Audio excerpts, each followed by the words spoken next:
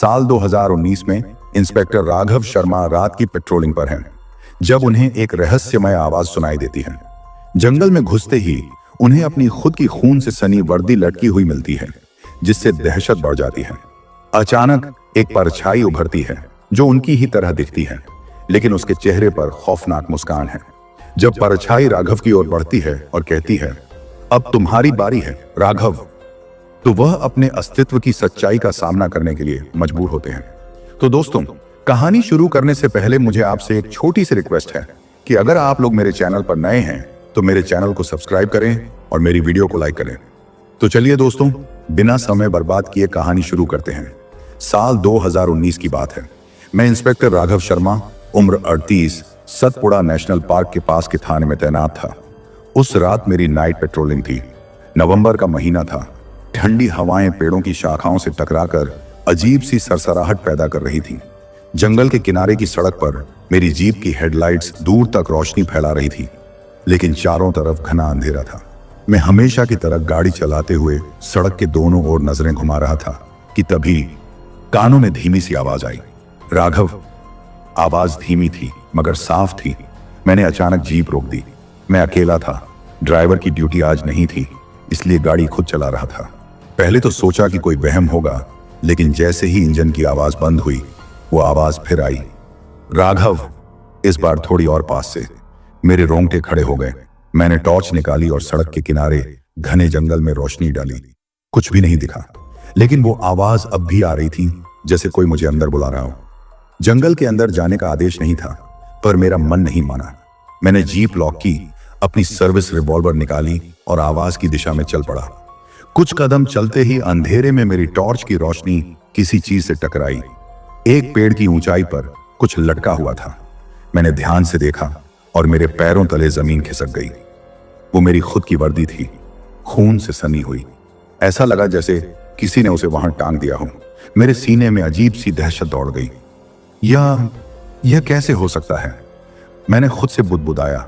मेरी वर्दी तो मेरे शरीर पर थी, फिर ये अचानक मेरे ठीक सामने झाड़ियों के पीछे से एक परछाई उभरी। धीरे धीरे वो आकार लेने लगी। मैंने टॉर्च सीधा उस पर डाली और मेरी सांस अटक गई। वो मैं ही था। हाँ, मेरे सामने खड़ा शख्स मेरी ही तरह दिख रहा था। वही कद, वही चेहरा, वही आंखें, पर उसके होंठों पर एक अजीब सी मुस्कान थी, एक खौफनाक ठंडी मुस्कान। मैंने लड़खड़ाते हुए एक कदम पीछे लिया और उस परछाई ने एक कदम आगे बढ़ाया। मेरे हाथ की रिवॉल्वर कांपने लगी। तुम कौन हो? मेरी आवाज लड़खड़ा गई। परछाई ने कोई जवाब नहीं दिया, वो बस मुस्कुराती रही। फिर धीरे से उसने अपना दायां हाथ ऊपर उठाया और मेरी ओर इशारा किया, अब तुम्हारी बारी है राघव। मैंने महसूस किया कि मेरे चारों ओर हवा अचानक भारी हो गई थी। मेरी सांसें तेज चलने लगीं। मेरे दिमाग में अजीब अजीब ख्याल आने लगे। क्या ये कोई सपना था या कोई खेल, या मैं किसी जाल में फंस गया था? परछाई अब धीरे धीरे मेरी ओर बढ़ रही थी। मेरा दिल इतनी तेज धड़क रहा था कि मुझे लगा अगर ये सब सपना भी है तो भी इसकी सच्चाई मेरे शरीर में समा चुकी थी। रात के लगभग 2 बज रहे थे। सतपुड़ा के इस हिस्से में कोई आता जाता नहीं था, सिर्फ घना जंगल, ठंडी हवा और मेरे सामने खड़ी वो अजीबोगरीब परछाई। वो बिल्कुल मेरी ही तरह दिखती थी, पर उसकी आंखों में कुछ था, कुछ ऐसा जो इंसानी नहीं लग रहा था। उसकी मुस्कान जैसे गहरी होती जा रही थी और मैं वहीं खड़ा अपनी रिवॉल्वर को कस कर पकड़े हुए समझने की कोशिश कर रहा था कि ये सब क्या हो रहा है। मेरे दिमाग में अचानक मेरे घर वालों का चेहरा घूम गया। मेरी पत्नी सुमेधा, मेरी 7 साल की बेटी नायरा। क्या मैं उनसे आखिरी बार मिल चुका हूं? नहीं, मुझे यहां से बाहर निकलना था। मैंने खुद को संभाला और उस परछाई को गौर से देखा।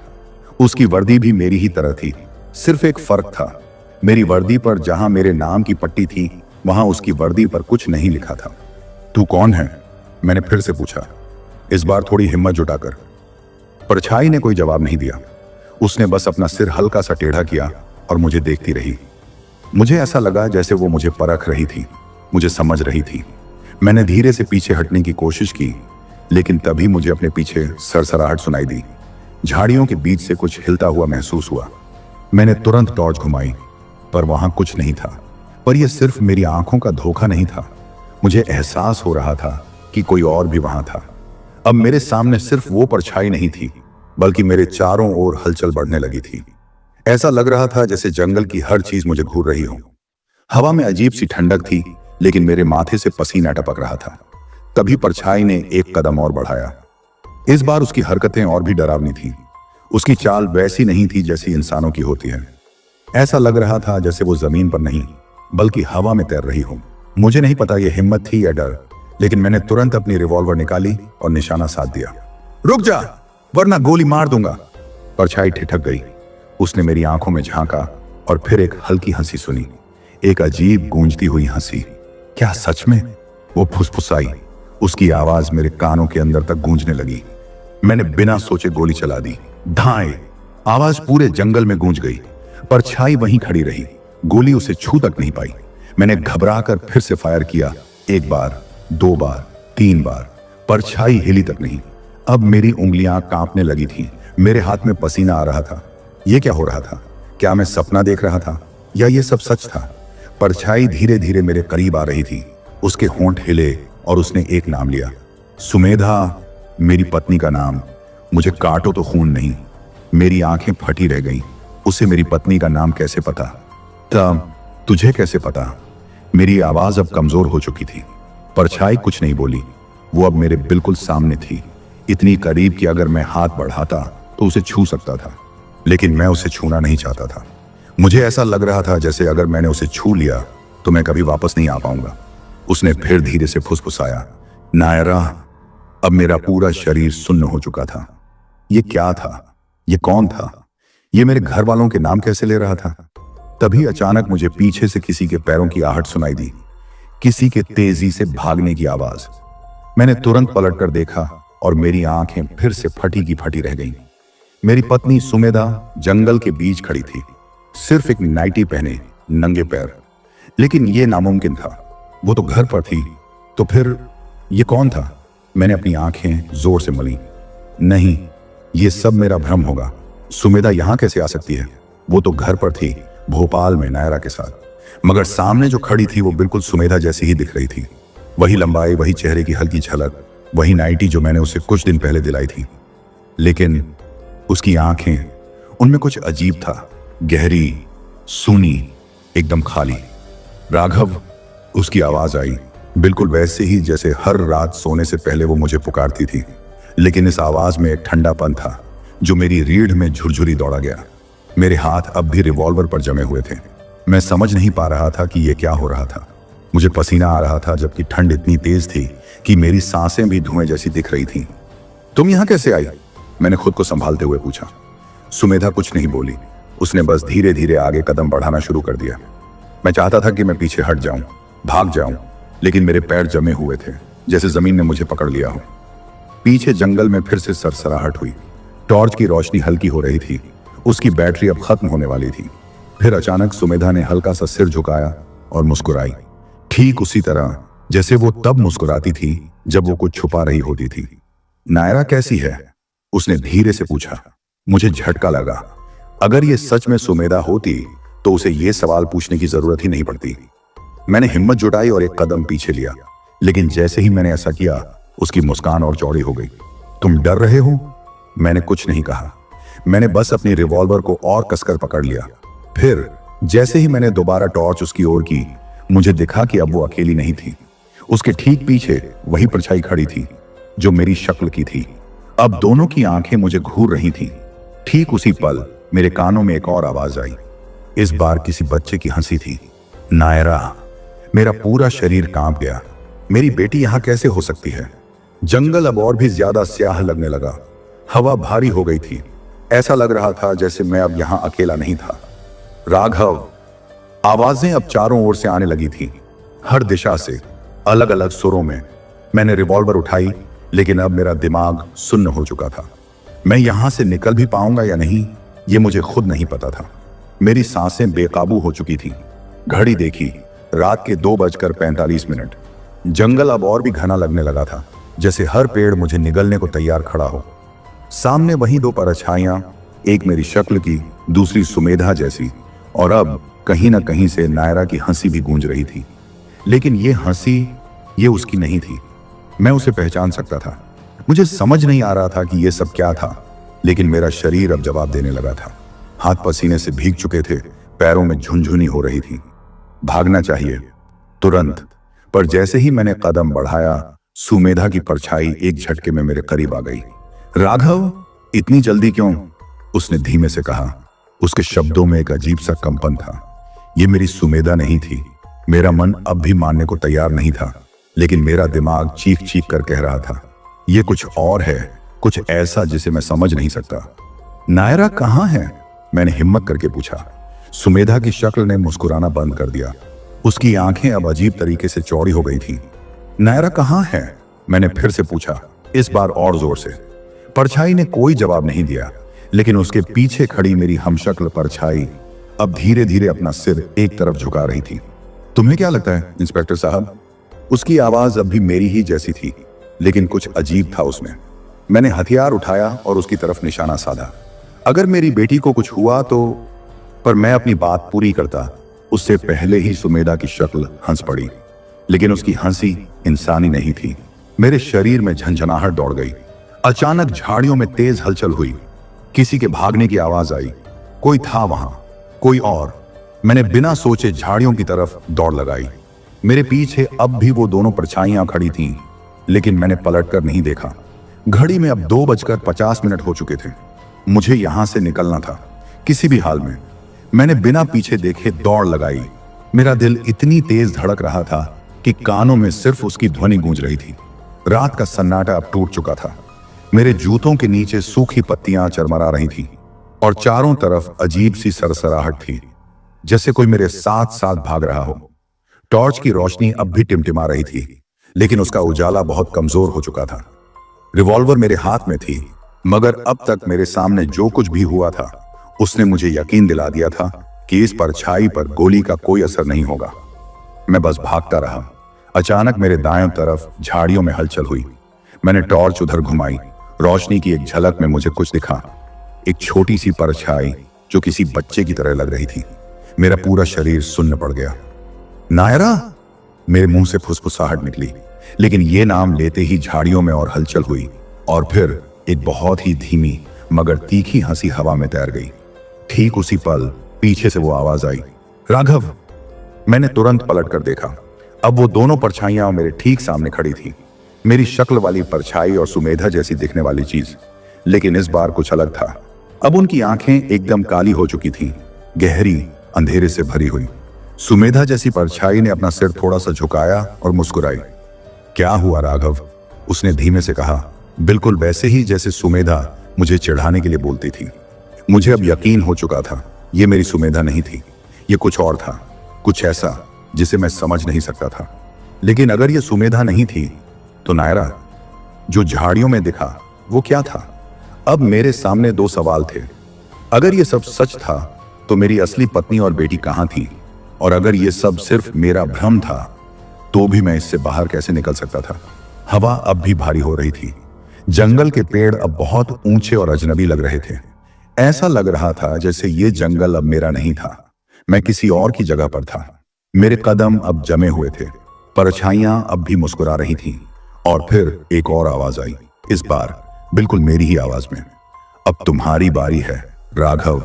मेरे कानों में गूंजती मेरी ही आवाज, एकदम साफ, लेकिन उसमें कुछ ऐसा था जो मेरी रूह तक ठंडा कर रहा था। रात का वक्त और भारी हो चुका था। अब घड़ी में 2:55 बज रहे थे। हवा जैसे ठहर गई थी और जंगल के हर कोने में सिर्फ एक ही चीज महसूस हो रही थी, कोई देख रहा था मुझे हर तरफ से। मेरे सामने खड़ी वो दो परछाइयां, एक मेरी शक्ल की, दूसरी सुमेधा जैसी, लेकिन अब उनके पीछे भी हलचल थी।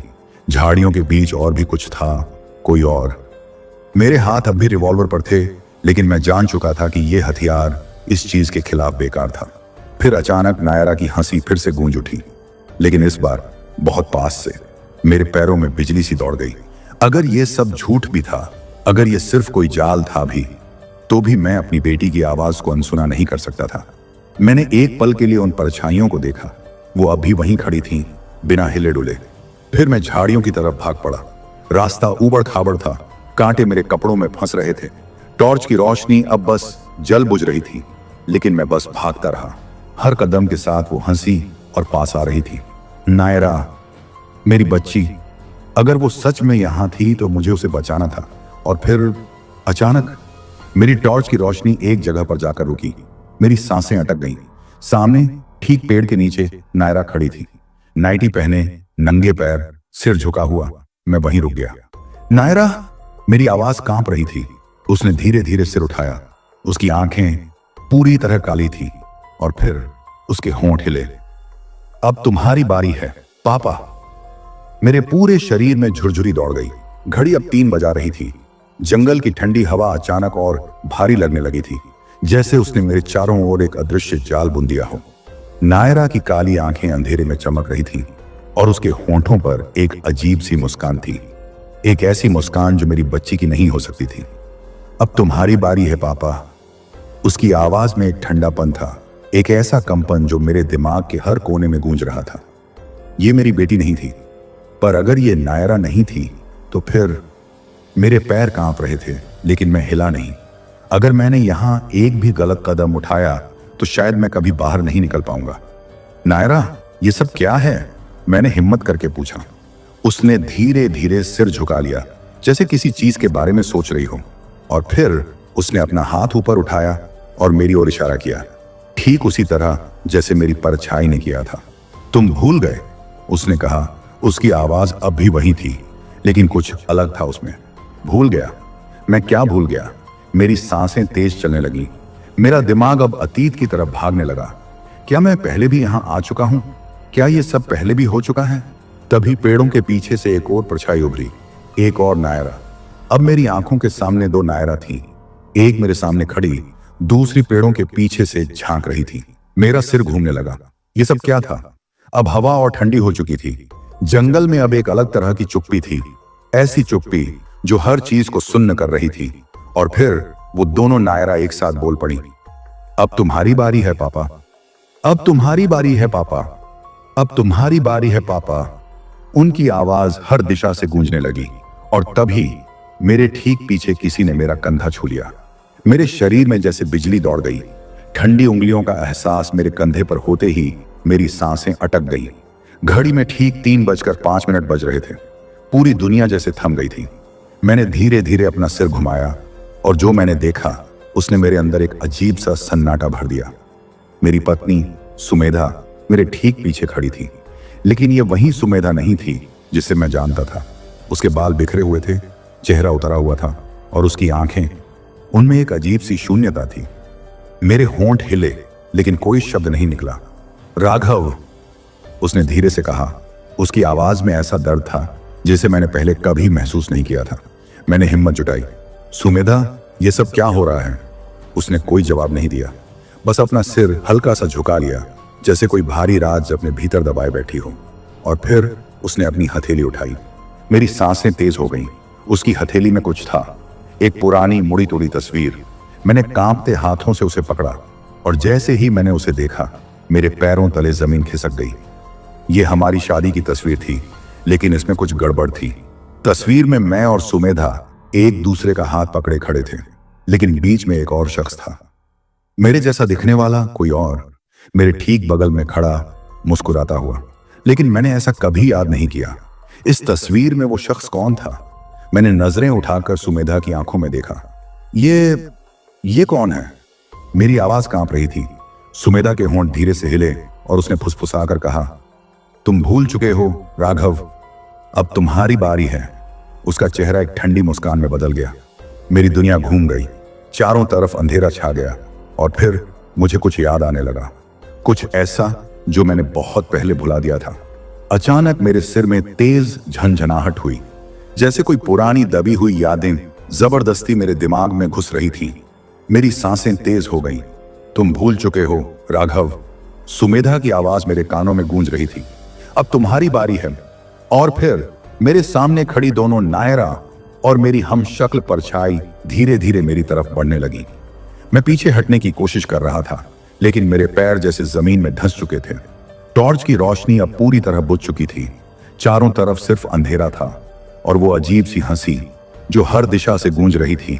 और फिर सब कुछ काला पड़ गया। क्या हुआ इंस्पेक्टर राघव के साथ? क्या वो इस जंगल से जिंदा निकल पाएगा? या फिर वो भी उन्हीं में से एक बन जाएगा? ये जानने के लिए इंतजार कीजिए अगले वीडियो का। अगर आपको ये कहानी पसंद आई हो तो चैनल को सब्सक्राइब करें, वीडियो को लाइक करें और कमेंट में बताइए कि क्या आप कभी ऐसी किसी डरावनी घटना का हिस्सा बने हैं। मिलते हैं अगले वीडियो में एक और खौफनाक